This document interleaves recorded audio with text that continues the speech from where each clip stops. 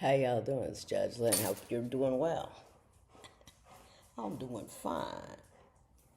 I know I've been MIA for a while, but remember when I got on here and started with talk about it, I got to hoop and holler about a small little itty bitty problem, and you know how the universe don't like that, and it'll come back to you and say, hey, you thought that was an issue, you wanted to scream about that, let me hand you this, and it did. So I've been handling this for the last 3 days.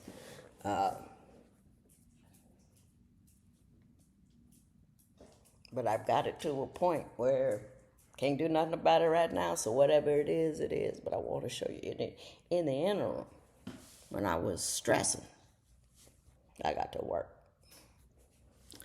Now, this is Big Boy. Big Boy is right here. This is my big house. Now look what I did. Now I'm going to put on the light so you can see it. I made boxes, and I made the boxes myself, and I put little decorations on them, and then I put little flowers in them, and then I lit up. You can tell I did it because you can see string everywhere, but I lit up the porch, which lit me up. It's nice to get lit up by little things. And somebody else asked me, oh, no, that ain't even it. Lynn Candace Toller, you annoy me.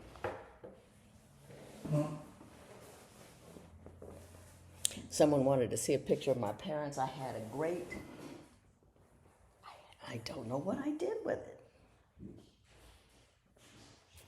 I'm sorry. I apologize. I'll do better next time. But let me answer the questions. I'll do the picture thing next time. Not that you really care. But I am going to answer these questions. Because, first of all, I want to say to the fellas, I do answer men's questions because someone accused me of, how come you only answer women's questions? But women tend to ask me more questions, more voluminous questions. We have a lot to say. We tend to be loquacious.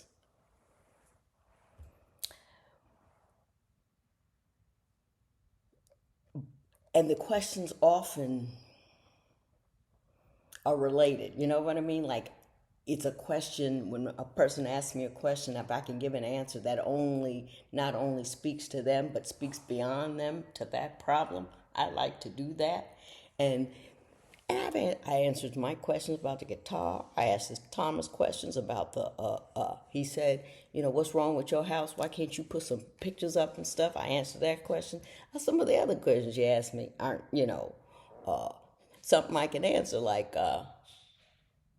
something about getting sued about windshield wipers or something. I don't know. But anyway, I do. It's just that the questions that are instructive, the questions that can create a constructive conversation that will meet a need that I think is out there, typically comes from women. That's all. But I do answer dudes' questions. You give me a long question about what I'll come on here and answer it. I will. Now, I'm going to answer this question first because I think this person has an error on their head. There are no facts in it. They're just feelings in it. So I'm going to have to infer facts. Now, you in dangerous water when you're inferring facts. You don't know. You don't really know, but it's all I got. And even if I'm wrong, I'm going to tell you what facts I'm inferring, and then take what I say for what it's worth. But let me just do it. This person says, 1, I feel as though I'm stuck in life. What is one piece of advice you would give to someone who is tired mentally and emotionally? What kind of advice would you give for someone who works and goes home? And how is it that I have to fight to make someone believe I love them when I'm constantly told I don't? When all someone does is tell you what you don't do and you try, but you get told you don't, even when you really try. What can a person do? I really wish I could tell you everything to see if I'm not doing enough. Now, the facts I'm inferring are as follows. I am inferring that you are living with someone who is an error hoarder. And in other words, it's a person X, sees everything you've done wrong and nothing you've done right. Person X not only delights in, but can't seem to help picking apart what you don't do well. And I call them error hoarders.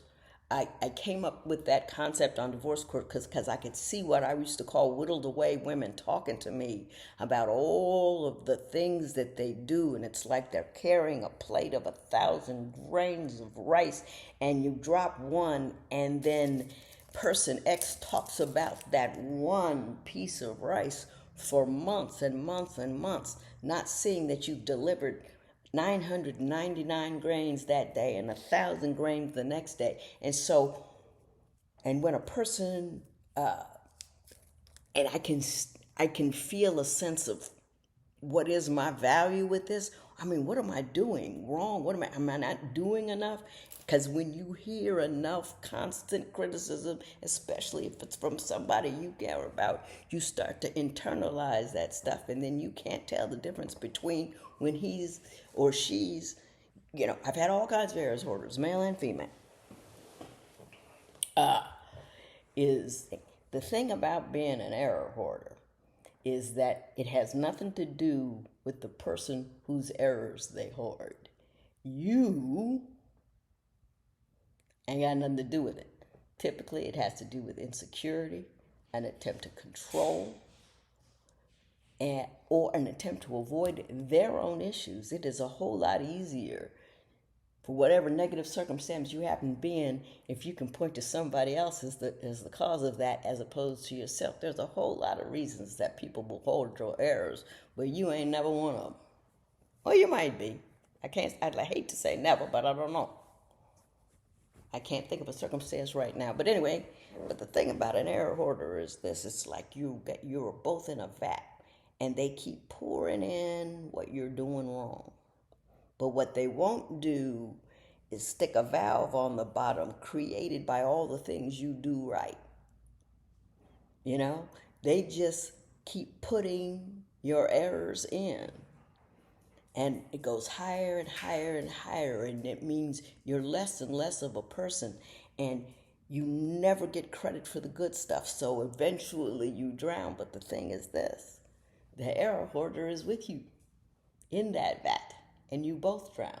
You find yourself, the error hoarder, that person X finds themselves less and less happy because he comes and starts to believe that the person whose errors they're hoarding is actually that horrible. So if you're living with a person that gets uglier and uglier and uglier to you every day because all you see is what you do wrong, and you make a point to see past what they do right. So you're just it hurts everybody. It hurts everybody. Now, now this is the assumption that I'm making. This is the question I answer. If I got it wrong, I apologize. Write something else. I'll answer that. For an error hoarder, you have to first revisit your sense of self, because you get diminished in the process. And you got to do some things for yourself to make yourself feel good about yourself. You want to see a therapist, you want to start reading books, you want to do something. But just remember who you were. Talk to your friends. Remember, talk to your friends about complaining, all this kind of stuff. But just remember the better parts of you. And bit by bit, day by day, calmly. Yes, that was a mistake I made last week. But this is this week. Yes, I did make that mistake. But we all make mistakes. You made a mistake on Saturday. Hey, you know why? It's not a thing. Bit by bit, day by day. Refuse to shrink. And it takes time. But you got to do some internal work first so you can get up and get back in that ring. And not in the ring. That's a wrong metaphor, because we ain't fighting. What we're doing is we're figuring out. We're resolving. We're curing. We're alleviating. And it's a bit by bit process. There's no, well, do remember somebody I know had a light bulb moment one time when I was, anyway. So there you go. That's my 10 cents on that. I got some other questions, and all of those questions I'm gonna put them together because all of them seem to be women who are feeling like this, like there's problems over here and there, and you don't know a tough problem from like just like I did this week. You know what I mean? You feel so crushed and mangled by. And you know, I did a physical representation of this a couple of weeks ago or last week or something, and I did it, and my legs were involved, and the men went all sexual with it. I don't understand that. I mean, I was trying to, but you feel like it. And what you need to do, what we're all going to do together, ladies, is shake out the sheets of our problems. So the little ones will fall off.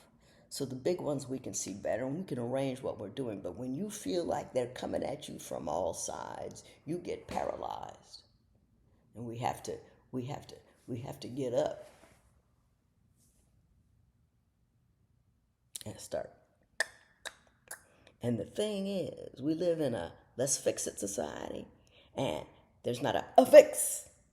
There's a process and procedure. We're going to work on that. If you want to, I don't know. Have a good week, though.